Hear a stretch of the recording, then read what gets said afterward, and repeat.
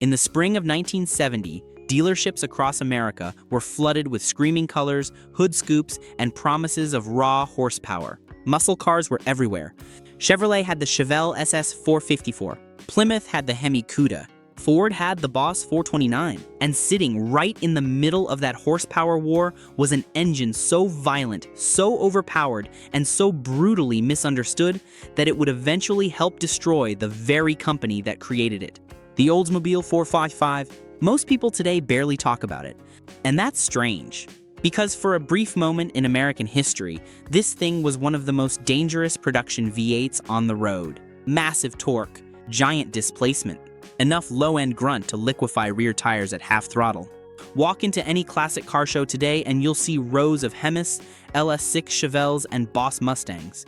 But the Oldsmobile, it sits quietly in the corner, respected by those who know, invisible to everyone else. But what almost nobody realizes is that this engine didn't just dominate stoplights and drag strips. It triggered lawsuits, insurance panic, government pressure, and internal chaos inside General Motors itself. You think you know the story of the muscle car era? Not like this. Because the real story behind the Oldsmobile 455 is about how one engine became too powerful for its own survival and took an entire brand down with it. This isn't just about horsepower. It's about corporate warfare, cultural backlash, and how one division inside the world's largest automaker accidentally became too successful for its own good. By the late 1960s, Detroit had lost its mind. Horsepower numbers climbed every single year.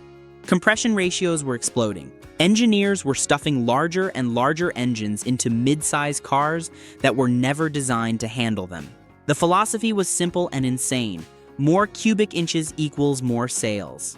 Nobody cared about fuel economy. Nobody worried about emissions. Safety regulations were still primitive. It was pure, unfiltered performance escalation. And inside General Motors, divisions were secretly competing against each other like rival gangs. Chevrolet wanted dominance. Pontiac wanted rebellion. Buick wanted luxury performance. And Oldsmobile? Oldsmobile wanted respect. That mattered because by 1967, Oldsmobile had a problem. Younger buyers saw the brand as boring, safe, something your father drove to work, something dentists bought, something reliable but utterly forgettable. Meanwhile, Pontiac was selling the GTO as a street fighting icon. Chevy had the Camaro. Dodge had the Charger. Ford had Mustangs flying off showroom floors faster than they could build them. The average Oldsmobile buyer was pushing 50 years old. That was a death sentence for any brand trying to survive into the next decade. Oldsmobile needed something terrifying. So engineers in Lansing, Michigan, started building an engine that ignored almost every rule of common sense. They didn't start with marketing surveys or focus groups. They started with one question: how much torque can we possibly extract from a production big block architecture? The result was the Rocket 455. And this thing was huge. With a 4.126-inch bore and a massive 4.25-inch stroke, displacement came out to 455 cubic inches, nearly 7.5 liters of American cast iron. To put that in perspective, modern performance V8s rarely break 6.5 liters. This was genuinely enormous, even by the standards of an era obsessed with size. Compression ratios initially sat around 10.5 or 1. In early high-output form, the engine officially produced 365 horsepower and an absurd 500 lb-ft of torque. But those numbers were a lie. Back then, Detroit used gross horsepower ratings. Engines were tested without accessories, open exhaust headers, and perfect tuning conditions. No alternator, no air cleaner, no exhaust restrictions. Just the bare engine on a stand making maximum power. Real output was often far higher than advertised. Mechanics who worked on these cars later claimed properly tuned W30 versions were making well over 400 horsepower and closer to 540 lb-ft at the rear wheels. Some drag strip veterans swore they dynoed north of 420 horsepower in bone stock configurations. And here's the scary part. Unlike high-revving small blocks, the 455 made its torque instantly. Peak twist arrived around 3,200 RPM, but the engine already felt violent just off idle. You barely touched the gas pedal and the car lunged forward like it had been rear-ended by a freight train. That low-end punch made the driving experience completely different from something like a Boss 429 or a 426 Hemi, which required high RPM to wake up. The Oldsmobile hit like a sledgehammer the moment you breathed on the throttle. Oldsmobile engineers knew exactly what they were creating. One test driver reportedly climbed out of a prototype 442 and said, "It feels like the Earth rotates backward when you floor it." Another engineer allegedly described the torque curve as violently antisocial. These weren't marketing slogans. These were warnings. But there was a problem. The engine was almost too big for its own architecture. Unlike Chevrolet's big block 4x4, which used a reinforced block design borrowed from heavy-duty truck applications, the Oldsmobile 455 used thinner main webs and lighter internal castings to save weight. Oldsmobile wanted a big block that didn't destroy front-end handling. Fully dressed, it weighed around 620 pounds, lighter than many rival big blocks. A Chevy 454 tipped the scales closer to 680 pounds. A Ford 429 was even heavier.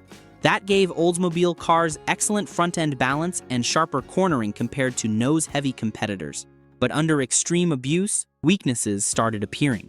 Hard launches twisted crankshafts. Main caps walked under load. Bearings overheated during extended high RPM pulls. Drag racers discovered the oiling system struggled above 6,000 RPM, especially during sustained quarter-mile runs. Oil starvation became a real problem for anyone pushing the engine beyond its intended operating range. And plenty of people did exactly that. And then the real nightmare started. In 1968 and 1969, the horsepower wars escalated into madness. Chrysler unleashed the 426 Hemi. Chevrolet responded with the all-aluminum ZL1 427. Ford pushed the Boss 429 into NASCAR homologation. Plymouth and Dodge created the Roadrunner and Super Bee to make high performance accessible to budget buyers. The entire industry had descended into horsepower insanity.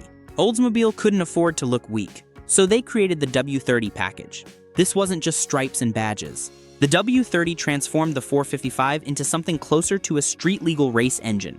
Engineers added a functional fiberglass cold air induction system, feeding cooler air directly into the quadrajet carburetor through scoops mounted underneath the front bumper. A more aggressive camshaft increased valve lift and duration. Cylinder heads were reworked for better flow with larger ports and improved combustion chamber design.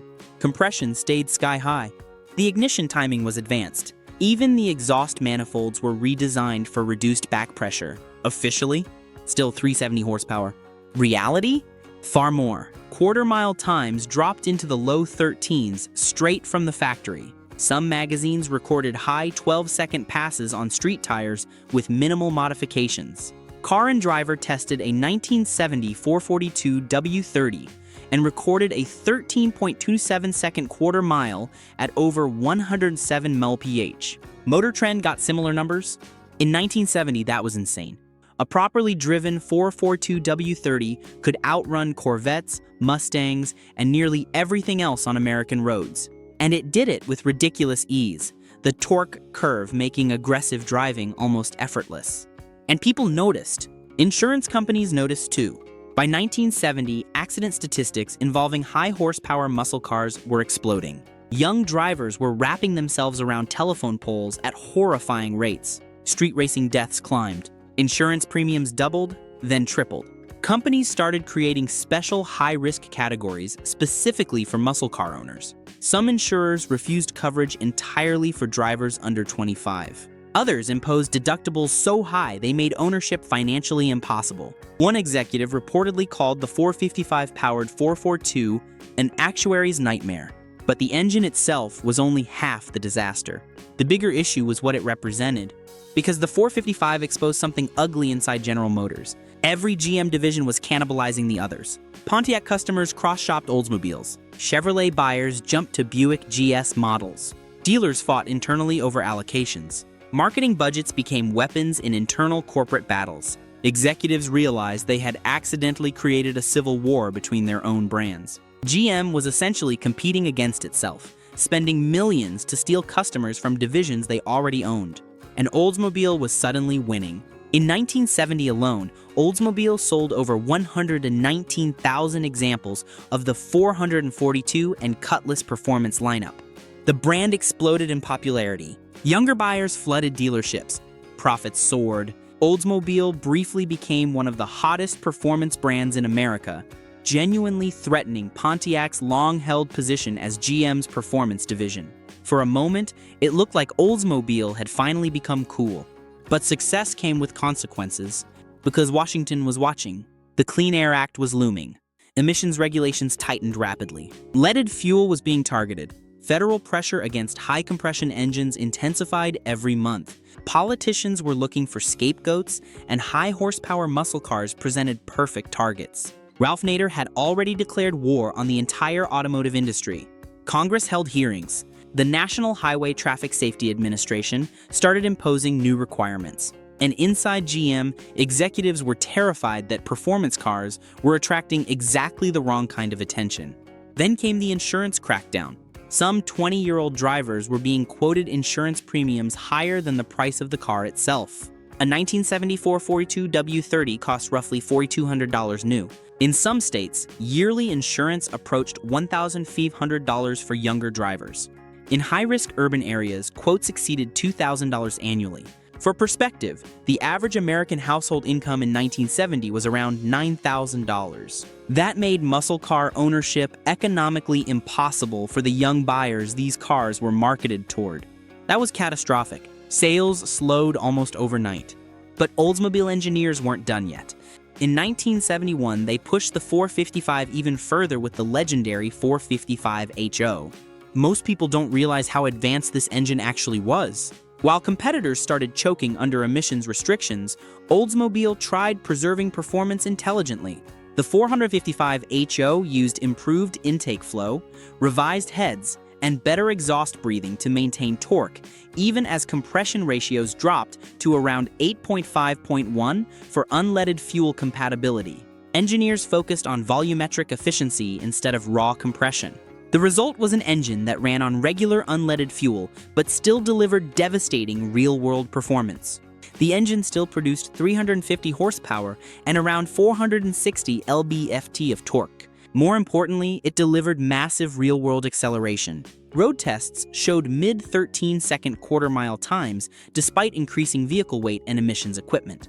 The 1971 models were actually heavier and more emissions restricted than 1970 versions, yet performance remained shockingly strong. But there was a catch: fuel economy, or more accurately, the complete lack of it. A hard-driven 455 could burn through fuel at terrifying speed. Some owners reported single-digit MPG figures in city driving. Highway cruising might return 12 to 14 MPG if you kept your foot out of it. But nobody bought a 455 to drive gently. Realistic mixed driving often averaged around 8 mpg. During the 1973 oil crisis, that became political poison. Suddenly, America didn't want giant V8s anymore. Gas stations had lines stretching for blocks. Fuel prices doubled. Rationing began in some areas. Consumers panicked. And overnight, the image of the muscle car changed from exciting to irresponsible. Performance cars became symbols of American excess and waste. Politicians attacked them, media mocked them. The cultural shift was brutal and immediate. You can probably guess what happened next. But the truth is even uglier. GM executives started strangling performance internally. Compression ratios were slashed. Camshafts became tame. Exhaust systems were restricted. Horsepower ratings collapsed. By 1972, new SAE net ratings made engines appear dramatically weaker overnight. The same 455 that produced 370 gross horsepower now showed 250 net horsepower on paper.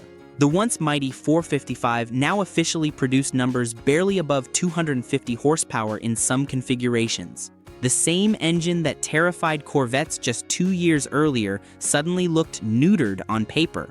But enthusiasts knew the truth. The torque was still there. Even detuned versions of the 455 remained brutally strong at low RPM. Full-size Oldsmobiles could effortlessly roast rear tires despite weighing over 2 tons. Police departments even experimented with 455-powered interceptors because of their relentless highway acceleration. Some sheriff departments in the South continued ordering them through the mid-1970s, specifically because nothing else could chase down fleeing vehicles as effectively. And that created another problem. The transmissions couldn't always survive. Turbo hydromatic units overheated. Drive shafts twisted under repeated launches. Rear differentials cracked. mechanics began seeing catastrophic failures in heavily abused cars. One drag racer reportedly described opening a rear axle housing and finding gear teeth floating around like shrapnel. U-joints became consumable parts. Transmission shops developed specialized rebuild kits specifically for 455-powered cars because factory components simply couldn't handle the abuse. That's what massive torque does. It doesn't just move the car, it destroys everything behind it. Meanwhile, Oldsmobile itself was changing. During the late 1970s, the brand pivoted toward luxury and efficiency.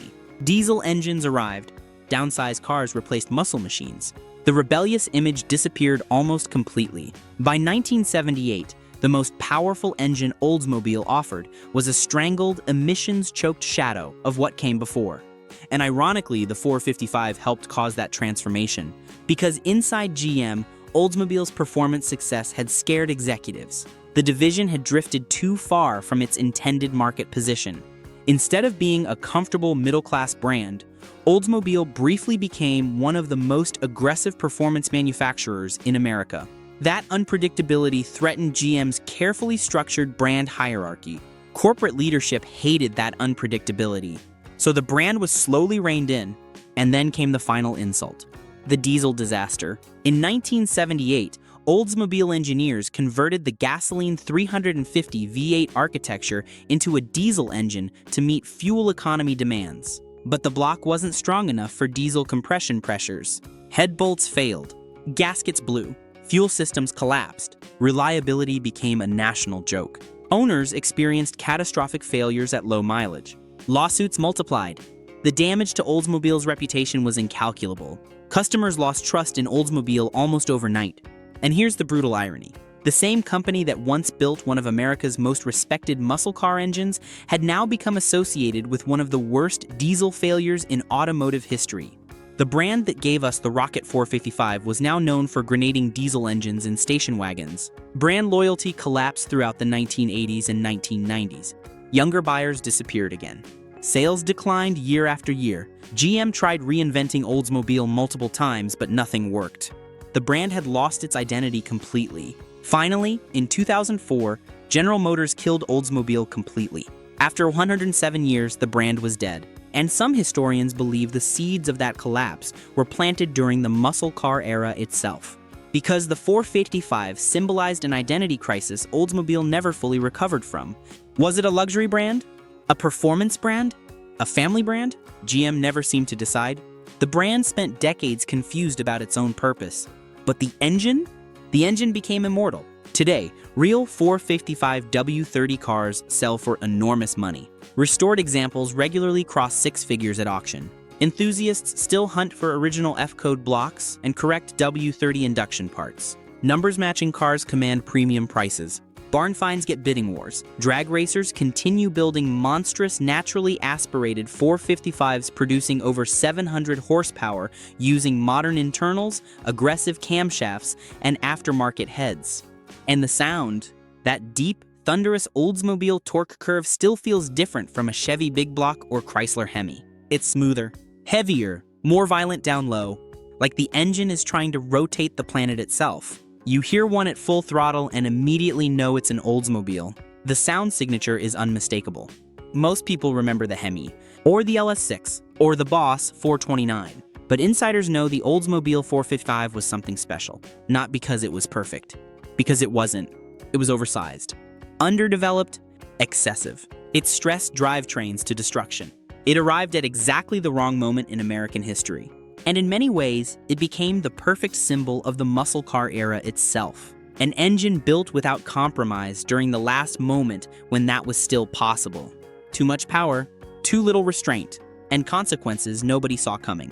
That's what makes this story so fascinating. The Oldsmobile 455 didn't just destroy tires and transmissions. It helped expose the limits of the entire muscle car industry. One giant cast iron V8 became the center of insurance wars, emissions crackdowns, fuel crises, and corporate panic inside General Motors. It represented everything wonderful and terrible about American automotive culture in 1970. Raw power, no apologies, and absolutely zero concern for what came next. And somehow, that only made enthusiasts love it more, because the 455 represented freedom. The freedom to build something excessive just because you could. The freedom to ignore consequences. The freedom to make an engine that served no practical purpose except making absurd amounts of torque. That spirit died with the muscle car era, strangled by regulations, economics, and changing cultural attitudes. But for people who experienced it, the memory never faded. If you enjoyed this story, let me know what engine or forgotten muscle car legend you want to see next. And make sure to subscribe so you don't miss the next deep dive into the machines that changed automotive history forever.